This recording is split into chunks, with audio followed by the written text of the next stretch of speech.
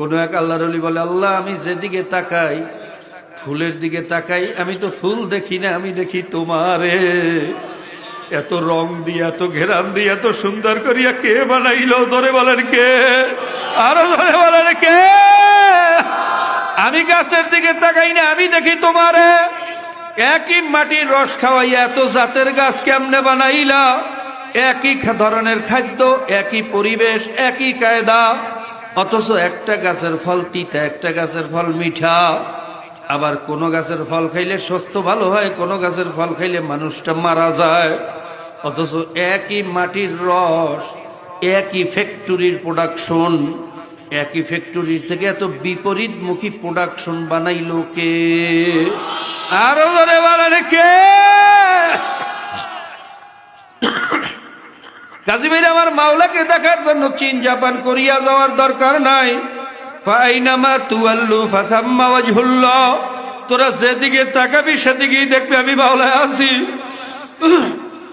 ওয়া ইন্না লাকুম ফিল আনআমি লাইবরা নুসকিকুম মিম্মা ফি বুতুনিহি মিন বাইনি ফারসিন ওয়া দাম লাবানান খালিসান সাইগাল লিশারিবিন। আমার মাওলা বলতেছে, দেখ চতুষ্পাদ জানোয়ার থেকে একটু শিক্ষা নে। ভাইরা, আমরা যে দুধ খাইতেছি, দুধ কোথার থেকে আসলো? একটা গরু খাইলো ঘাস, খাইলো খড়কুটা, খাইলো ভাইরা খৈর ভুসি। এই খাদ্য দিয়ে মাওলা গোশত বানাইলো, রক্ত বানাইলো, পায়খানা বানাইলো, পেশাব বানাইলো, আবার এর মধ্য দিয়া দুধও বানাইলো। জোরে গন সুবহানাল্লাহ। মিন বাইনি ফারসি ওয়া দাম।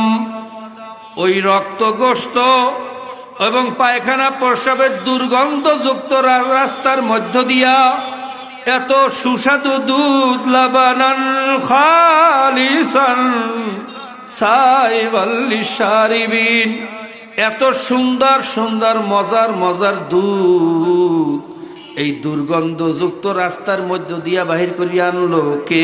জোরে বলেন কে? ওই দুধের ভিতরে না আছে পায়খানার কোনো ঘেরান, না আছে পেশাবের কোনো স্বাদ, না আছে রক্তের কোনো কালার, অথচ একই রাস্তা দিয়ে আসছে। বাইরে খেলা কা?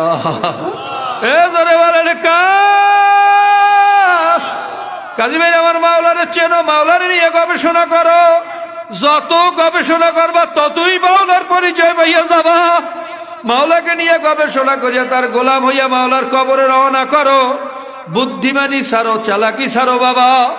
ওই কবরের মধ্যে কিন্তু কোনো মুফতিগিরি, মুহাদ্দিসগিরি, পীরগিরি, মুরিদগিরি কোনো পরিচয় দিয়া চলা যাবে না। কবরে লাগবে ঈমান আর আমল।